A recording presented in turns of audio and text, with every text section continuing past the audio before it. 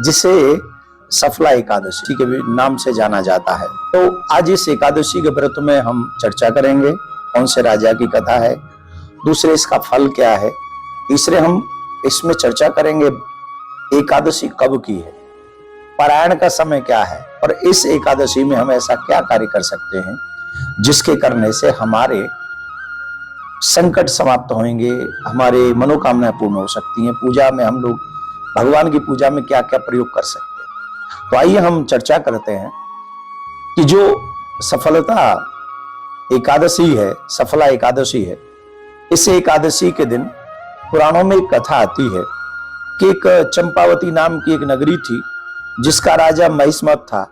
उस राजा के 5 पुत्र थे और 5 पुत्रों में जो सबसे बड़ा बेटा था वो बड़ा चरित्रहीन था और चरित्रहीन दुर्व्यवहार करने में बड़ा माहिर था।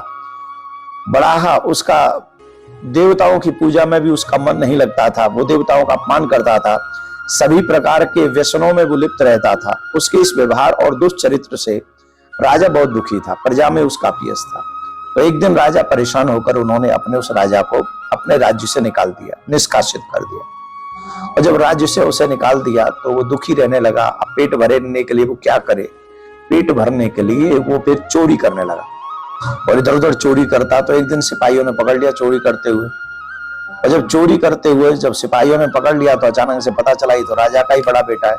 तो सभी लोगों ने दया करके उसको छोड़ दिया कि हमारे महाराज का अपयश न हो, इसलिए उन्होंने छोड़ दिया और बहुत बुरा लगा उनको। तो जब इस बात का पता चला तो उसको भी ग्लानि हुई बड़े राजा के बेटे को, और वो वन में चला गया और पीपल के पेड़ के नीचे जाकर बैठ गया। वो 10वीं की तिथि थी, 10वीं तिथि थी, उस दिन उसे कुछ भी खाने को नहीं मिला और एकादशी तिथि को वो बड़ा दुखी था, परेशान था, वो क्या करे, खाने को कुछ मिल नहीं रहा था। और वो गया सुबह वन में गया, फल फूल लेकर आया। जो फल मिले वो भगवान के उसने फल लिए और फल लेकर वह पीपल के पेड़ के नीचे बैठ गया और भगवान विष्णु को याद करने लगा। पीपल के पेड़ के नीचे, वो भगवान का वास है ही पीपल में, तो पीपल के पेड़ के नीचे रख के भगवान विष्णु की याद करने लगा और कहने लगा मेरे अपराध क्षमा कर दो, मैं पापी हूं, मैं दुष्ट हूं, जो भी है। उसने भगवान से प्रार्थना की और क्षमा मांगी।